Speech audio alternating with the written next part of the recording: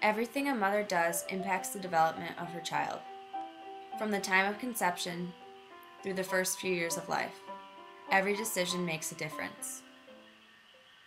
But when do these actions actually have an impact?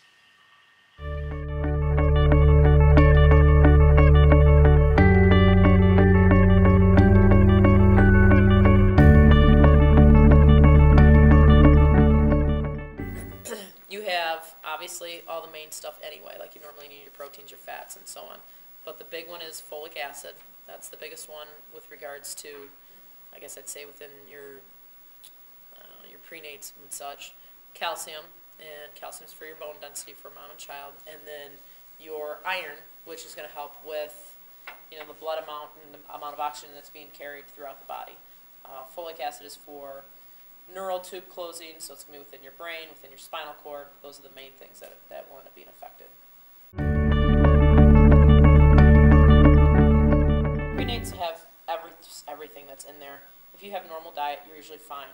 But prenates have got the exact amount that you're supposed to have, both for yourself and for the child. So like within the micrograms and how much your daily allowance and so on. Well, vitamins are important, so you've got all the nutrients that you need for a growing baby. The vitamin B is very important for the nervous system. So the vitamins that they prescribe as prenatal vitamins are fantastic vitamins, and we have them continue even 6 weeks after, especially if they're breastfeeding. The recommended daily dose of folic acid is 400 micrograms. A lack of folic acid can lead to spina bifida, a neural tube defect that affects the baby's spine. Spina bifida can cause decreased movement in the lower half of the body, loss of bowel control, and learning disabilities.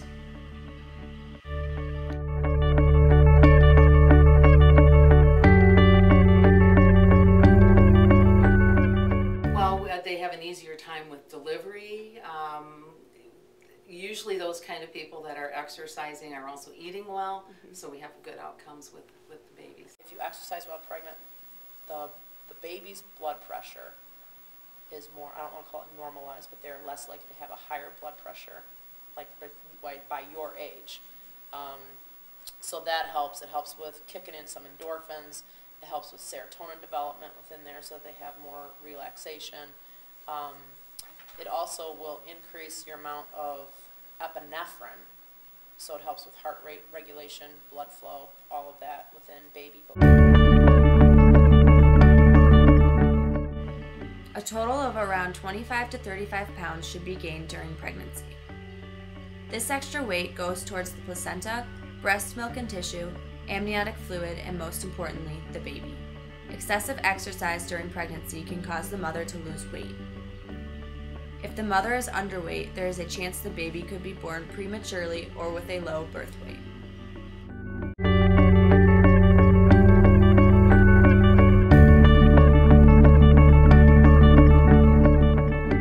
Your bones are formed by 6 months that they are functioning. So they can hear all of that by 6 months, but even the hemispheres are developed by 2 months. And so the idea is that sort of put the waves in, but they say that will actually help with brain development, ear development, by listening to music, whatever that may be. I always chose classical because of the link between classical music and math. They say the more classical music, if you were in orchestra or whatnot, usually are better in math, just sort of how it is the spatial reasoning and such as that goes on in the brain.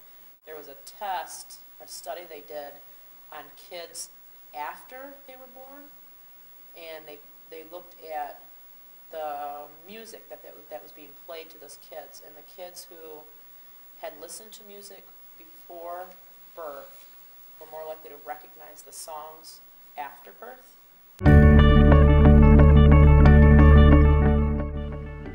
When it is stimulated by music, a fetus will follow the rhythm of what it hears through its breathing rhythms and heart rate. Based on experiences of parents, some researchers say that a newborn baby can recognize the music that it was exposed to while in the womb. This can affect the baby's sleeping patterns and sometimes their mood as well.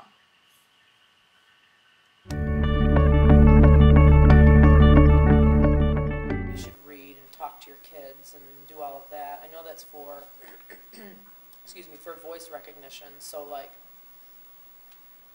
the husband technically should talk to the belly. They even have these weird, stupid things where you have like microphones set up and you can talk. I think that's just stupid. Just lean down and talk. But they'll talk and read to the baby, and it just helps with them once it is that they're born. They recognize voices. So, and technically they really do. They'll actually, after they're born, they'll turn when they hear a certain voice because they recognize that actual voice, I think.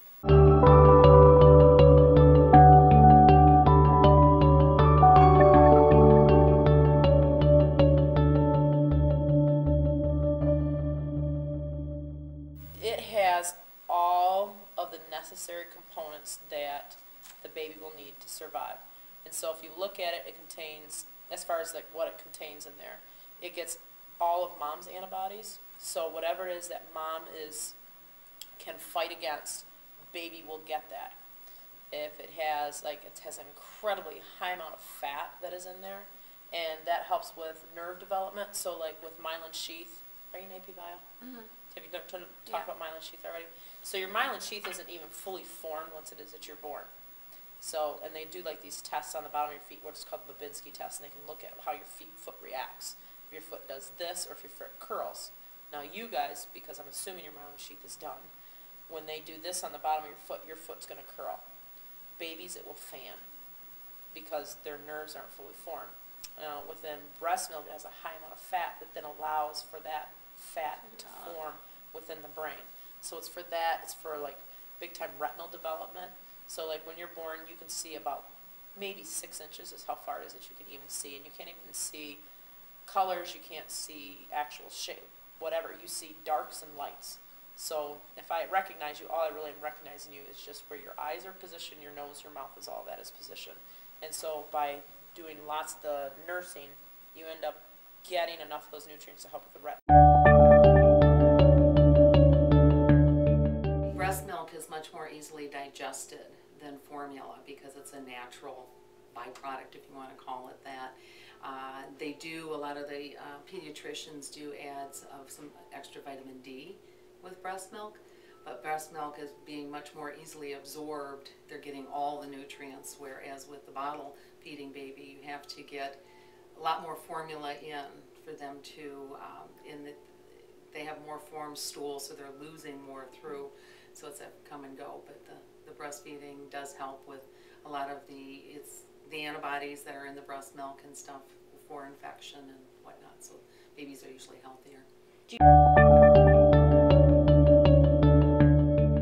protects your baby as well as other children around. Like we offer the hepatitis B vaccination. With hepatitis B, you could be next to someone and it can affect the mother, who then can, pass it on to the fetus beforehand if, there's illnesses and whatnot. But the hepatitis B vaccination we are recommending because of the fact that you don't know how sick you can be. 20 years from now, are we going to need all these transplants, liver transplants, because it attacks the liver if they get it. So vaccinations do protect not only your own child, but other children around. During their first year of life, a baby should get these vaccinations: hepatitis B, rotavirus, diphtheria, tetanus, and pertussis, pneumococcal, polio, influenza, measles, mumps, and rubella.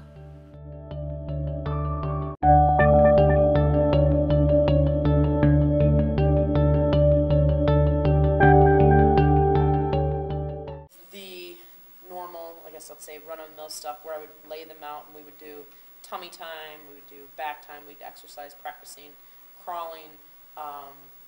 I did a lot of muscle work with them. They even do now, I didn't do as much, but they even have like massage therapy for kids, where you can actually buy like onesies that have different zones that are labeled on there that you do massage therapy on them, which I just think that's a little goofy, but whatever.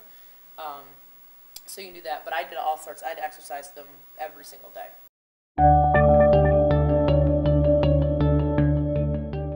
Muscle strengthening is what it is. Like with Isaiah walked. He was crawling before 6 months. He was walking by 10 months. Eden was the same.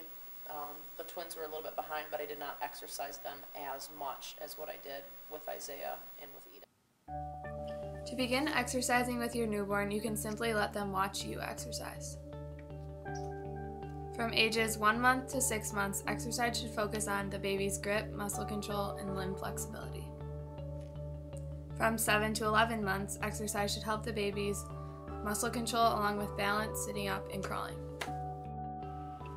Yoga benefits a baby's development by increasing their ability and confidence to crawl, walk, sit up, and stand. The physical contact between a mother and her child during yoga develops trust, relaxation, and focus early on in their life. The most obvious benefit of yoga is the positive relationship it creates between a mother and her baby.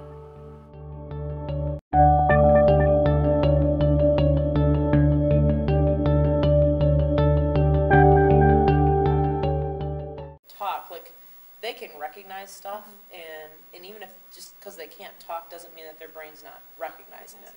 So like, I have issues, but like I've got like flashcards, and they aren't like number flashcards, but like of animals, or maybe 2 boats or something like that. And I'll do that with Eden. I'll sit down with her to say, okay, here's a puppy, and that's 1 puppy, and talk about colors, and I do all of that. And she can't probably recognize it yet, but you do it enough. Then she will. Yeah. Research shows that babies who are talked to throughout their first years usually learn language skills more easily than those who are not. Giving a newborn positive attention and stimulation early on in their life will enhance many areas of their development. With all of these components, which do you believe would make the most impact on your baby's development? The decisions during pregnancy, or the decisions after your baby's birth?